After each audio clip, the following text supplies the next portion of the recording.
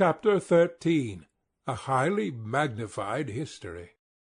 It is but honest that I should acknowledge at the beginning of my recital that I was born an ordinary woggle-bug, began the creature in a frank and friendly tone. Knowing no better, I used my arms as well as my legs for walking, and crawled under the edges of stones, or hid among the roots of grasses, with no thought beyond finding a few insects smaller than myself to feed upon. The chill nights rendered me stiff and motionless, for I wore no clothing, but each morning the warm rays of the sun gave me new life and restored me to activity. A horrible existence is this, but you must remember it is the regular ordained existence of woggle-bugs, as well as of many other tiny creatures that inhabit the earth. But destiny had singled me out, humble though I was, for a grander fate. One day I crawled near a country schoolhouse, and my curiosity being excited by the monotonous hum of the students within, I made bold to enter, and creep along a crack between two boards until I reached the far end, where, in front of a hearth of glowing embers, sat the master at his desk. No one noticed so small a creature as a woggle-bug, and when I found that the hearth was even warmer and more comfortable than the sunshine, I resolved to establish my future home beside it. So I found a charming nest between two bricks, and hid myself therein for many, many months.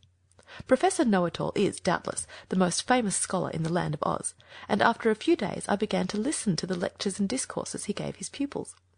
Not one of them was more attentive than the humble, unnoticed woggle-bug, and I acquired in this way a fund of knowledge that I will myself confess is simply marvellous. That is why I place T.E., thoroughly educated, upon my cards, for my greatest pride lies in the fact that the world cannot produce another woggle-bug with a 10th part of my own culture and erudition. "I do not blame you," said the Scarecrow. "Education is a thing to be proud of.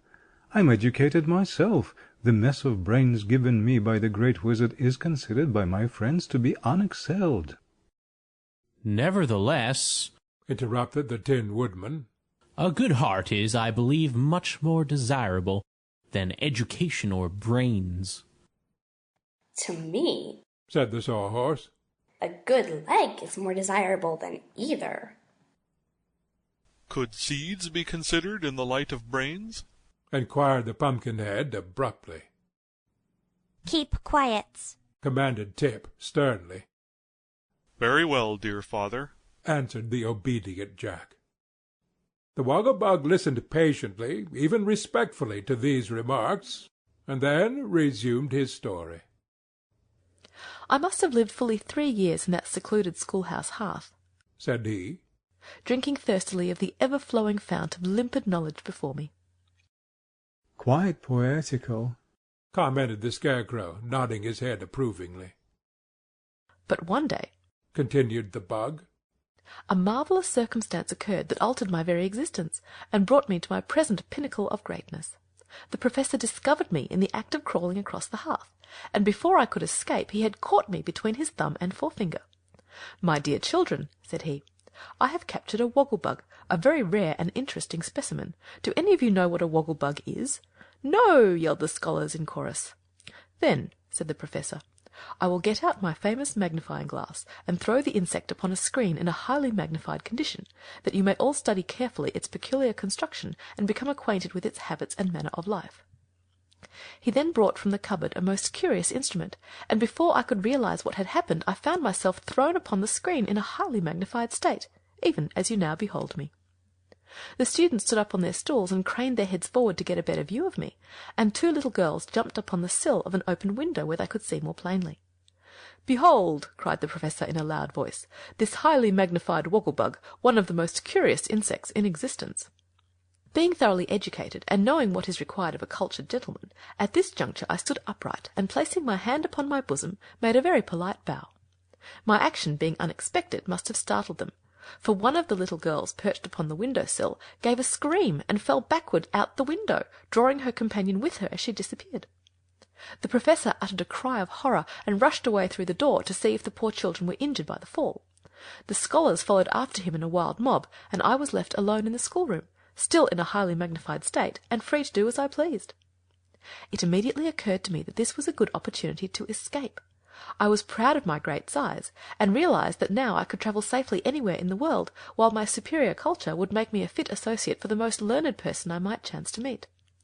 So while the Professor picked the little girls, who were more frightened than hurt, off the ground, and the pupils clustered around him closely grouped, I calmly walked out of the schoolhouse, turned a corner, and escaped unnoticed to a grove of trees that stood near.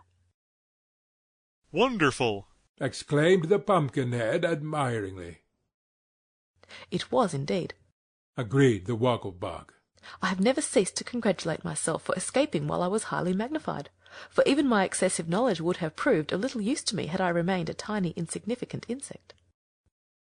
I didn't know before, said Tip, looking at the Woggle-Bug with a puzzled expression, that insects wore clothes. Nor do they in their natural state, returned the stranger.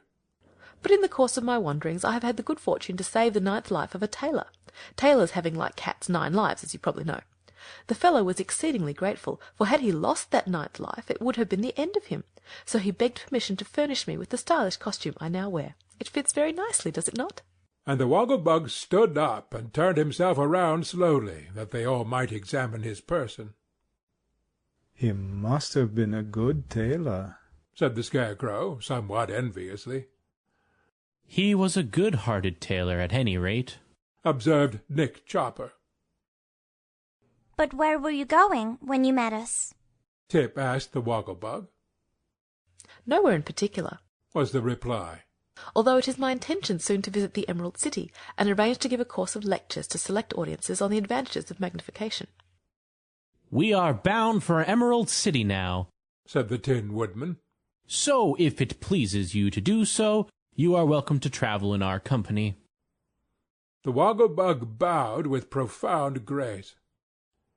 It will give me great pleasure, said he, to accept your kind invitation, for nowhere in the land of Oz could I hope to meet with so congenial a company. That is true, acknowledged the Pumpkinhead. We are quite as congenial as flies and honey.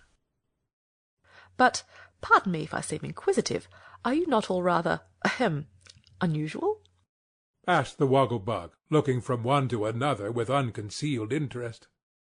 Not more so than yourself, answered the Scarecrow. Everything in life is unusual until you get accustomed to it. What rare philosophy! exclaimed the Woggle-Bug admiringly. Yes, my brains are working well today, admitted the Scarecrow, an accent of pride in his voice.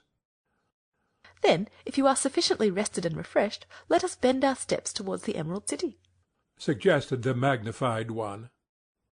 We can't, said Tip. The Sawhorse has a broken leg, so he can't bend his steps, and there's no wood around for us to make him a new limb from.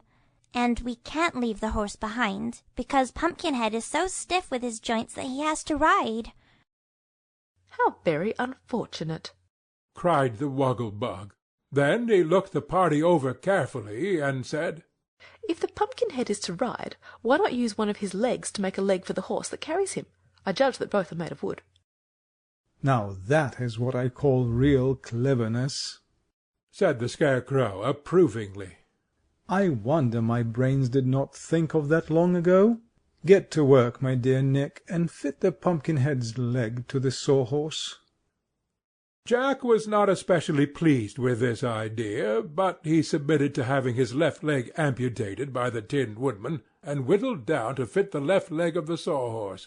Nor was the Sawhorse especially pleased with the operation either, for he growled a good deal about being butchered, as he called it, and afterward declared that the new leg was a disgrace to a respectable Sawhorse. I beg you to be more careful in your speech, said the Pumpkinhead sharply. Remember, if you please, that it is my leg you are abusing. I cannot forget it, retorted the Sawhorse, for it is quite as flimsy as the rest of your person. Flimsy? Me flimsy? cried Jack in a rage. How dare you call me flimsy? Because you are built as absurdly as a jumping jack, sneered the horse, rolling his naughty eyes in a vicious manner. Even your head won't stay straight, and you never can tell whether you are looking backwards or forwards. Friends, I entreat you not to quarrel, pleaded the Tin Woodman anxiously. As a matter of fact, we are none of us above criticism, so let us bear with each other's faults. An excellent suggestion, said the Woggle-Bug approvingly. You must have an excellent heart, my metallic friend. I have, returned Nick, well pleased. My heart is quite the best part of me. But now let us start upon our journey. They perched the one-legged Pumpkinhead upon the Sawhorse, and tied him to his seat with cords, so that he could not possibly fall off. And then, following the lead of the Scarecrow, they all advanced in the direction of the Emerald City. End of chapter 13.